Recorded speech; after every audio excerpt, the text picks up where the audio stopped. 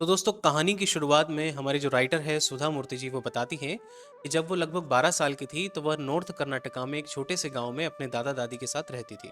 उस समय गांव में ट्रांसपोर्ट की सुविधा अच्छी नहीं थी, इसलिए अखबार और जो मैगजीन्स होती थी वो बहुत देर से पहुंचती थी। अखबार मतलब न्यूज़पेपर।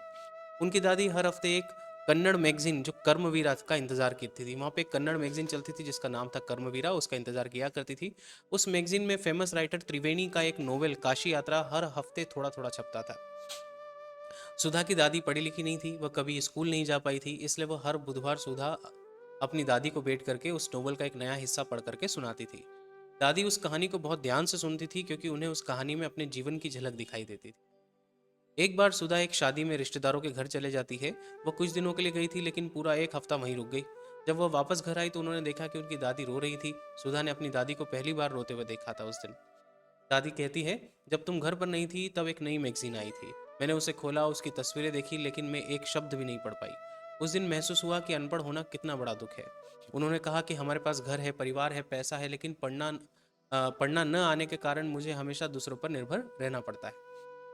उस रात दादी ने एक बड़ा फैसला किया था कि मैं पढ़ना सीखना चाहती हूँ। उन्होंने सुधा से कहा था, क्या तुम मुझे पढ़ना सिखाओगी? उन्होंने अपने लिए एक लक्ष्य भी रखा कि दशहरा फेस्टिवल तक वो खुद किताब पढ़ना सीख जाएंगी। अगले दिन सुधा अपनी दादी की टीचर बन जाती है। दादी रोज मेहनत करती, बार बार पढ़ती, शब्द लिखती, दोहराती थी, बार बार प्रैक्टिस किया करती थी। सुधा उनसे कहती है कि दादी उनकी पहली स्टूडेंट्स है। जब दशहरा फेस्टिवल आता है तो सुधा चुपके से क्या करती, काशी यात्रा जो बुक छपती थी उसकी किताब खरीद लाती है।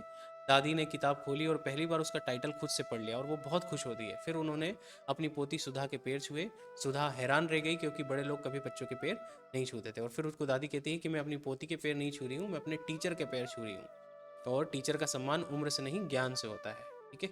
ये स्टोरी से लगभग हमको ये सीखने को मिलता है कि सीखने की कोई उम्र नहीं होती है, हम कभी भी सीख सकते हैं। For learning there is no age bar. अगर आपको वीडियो पसंद आया हो और अच्छा लगा हो तो चैनल को सब्सक्राइब कीजिएगा, लाइक कीजिएगा, शेयर